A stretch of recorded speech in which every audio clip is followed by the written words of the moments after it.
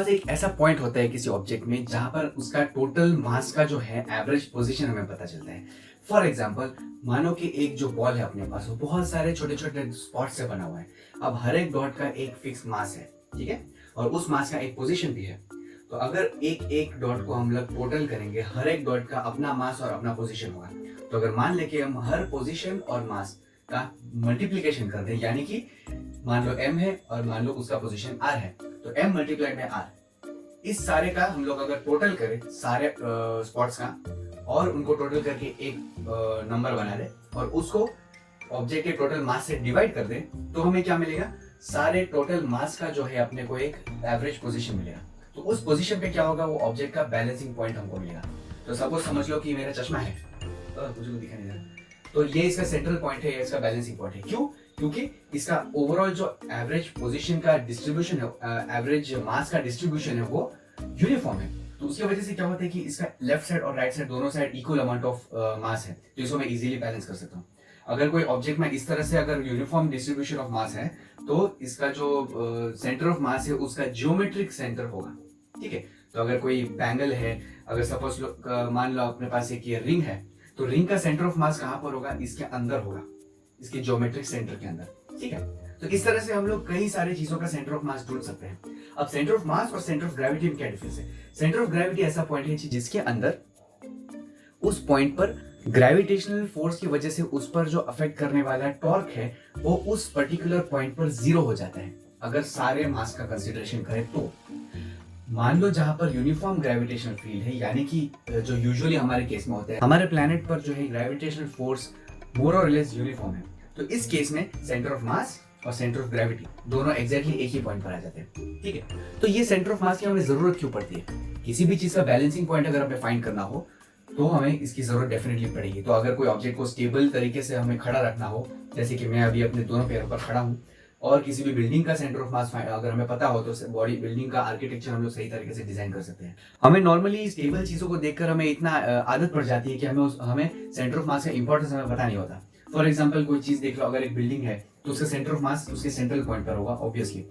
अगर आपको पता ना हो तो मैं आपको बता दूं, एक ऐसी बिल्डिंग है जो स्ट्रेट नहीं खड़ी है लेकिन टेढ़ी खड़ी है, इसे कहते हैं लीनिंग टावर ऑफ पीसा, ठीक है। तो पीसा में ये बिल्डिंग है, और अगर आप ध्यान से उसे देखो तो उसका जो सेंटर ऑफ ग्रेविटी है उसमें से अगर आप ग्रेविटेशनल फोर्स के डायरेक्शन में अगर एक स्ट्रेट लाइन पास करो तो उसके बेस के बाहर नहीं जाता है वो लाइन।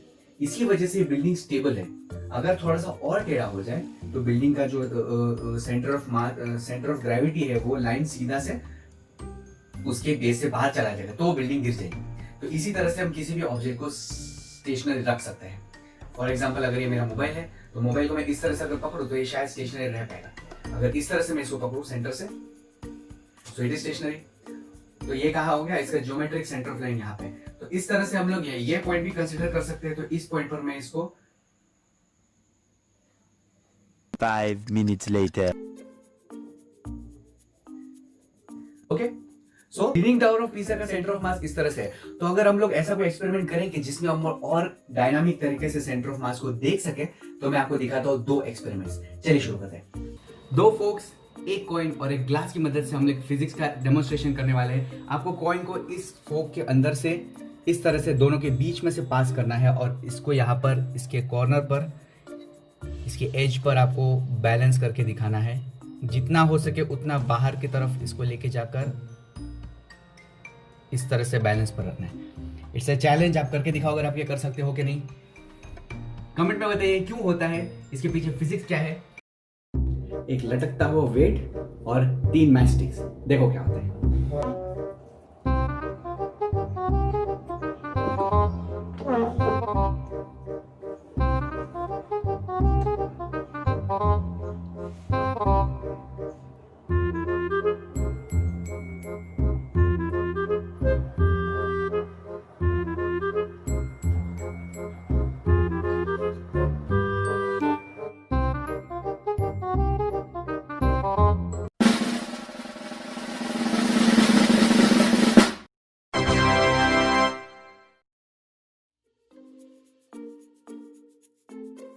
इसमें कोई गम या ग्लू यूज नहीं किया हुआ है, सिर्फ और सिर्फ फिजिक्स का यूज किया है।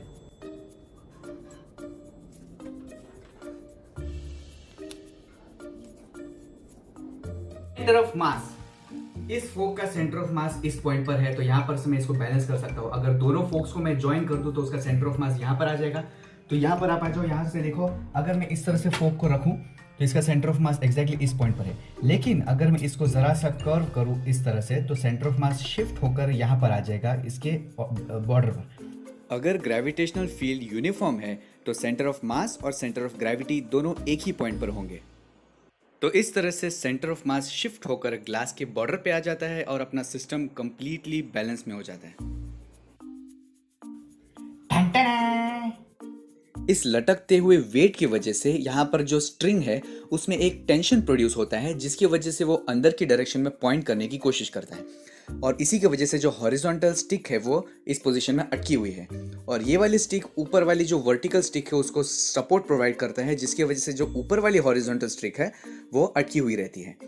जो वर्टिकल स्टिक है उसकी वजह से एक नॉर्मल फोर्स प्रोड्यूस होता है ऊपर के डायरेक्शन में, जो इस वेट की वजह से क्रिएट होने वाले टेंशन की वजह से ही प्रोड्यूस होता है। तो ये खुद को ही इस तरह से सपोर्ट कर पाता है। और एक और चीज़ नोट करने लायक है कि पूरा वेट है अंदर की बाजू थोड़ा सा शिफ्ट हो जाता है, जिसकी वजह से पूरे सिस्टम का सेंटर ऑफ ग्रेविटी है वो टेबल के एज पर पहुंच जाता है। इसी तरह से काफी सारे खिलौने भी बनते हैं, जैसे कि यहाँ पर आप देख सकते हो। इस टाइप के खिलौनों से हम सेंटर ऑफ मास को बहुत ही क्लियरली देख सकते हैं। यहाँ पर चीज को कितना भी आप टेढ़ा करके घुमाओ फिराओ, लेकिन वो वापस आकर उसी स्टेबल पोजीशन पर आ जाती है। जैसे कि ये पक्षी का है, तो या फिर इसकी जो विंग्स है उसकी वजह से जो सेंटर ऑफ ग्रेविटी है वो उस टिप पर पहुंच जाता है, इसलिए वो पूरी तरह से हमेशा ग्लाइडिंग मोशन में हमेशा बैलेंस में रहता है। तो इस तरह से सेंटर ऑफ मास और सेंटर ऑफ ग्रेविटी जो है वो एस्ट्रोनॉमी में, प्लैनेट के डायनामिक्स में, उसमें और आर्किटेक्चर में, बिल्डिंग्स के डिजाइन में, इस सभी जगहों पर, खिलौनों में और काफी सारी जगहों पर इस तरह से सेंटर ऑफ मास और सेंटर ऑफ ग्रेविटी का यूज होता है। तो ये बहुत ही इंपॉर्टेंट चीज है। तो ये एक्सपेरिमेंट्स आप अपने घर पर भी कर सकते हो, और उसकी करिए और उसका वीडियो शूट कीजिए और वीडियो को सोशल मीडिया पर अपलोड करके मुझे टैग कीजिए। मेरे सोशल मीडिया अकाउंट्स के लिंक्स डिस्क्रिप्शन में दिए हुए, तो वहां पर जाइए और उसमें से मुझे फॉलो कीजिए, और मैं वहां पर मेरे शूटिंग के डिटेल्स और आने वाले वीडियोस के बारे में डालते रहता हूँ। सो अगर आपको वीडियो पसंद आए तो प्लीज इसे लाइक कीजिए और अपने सारे दोस्तों के साथ शेयर कीजिए, तो इन्हें भी सीखने को मिले, और कुछ और सीखना हो तो कमेंट्स में बताएं, मैं इस वीडियो बनाने की कोशिश करूंगा। So see you in my next video. Till then, stay curious.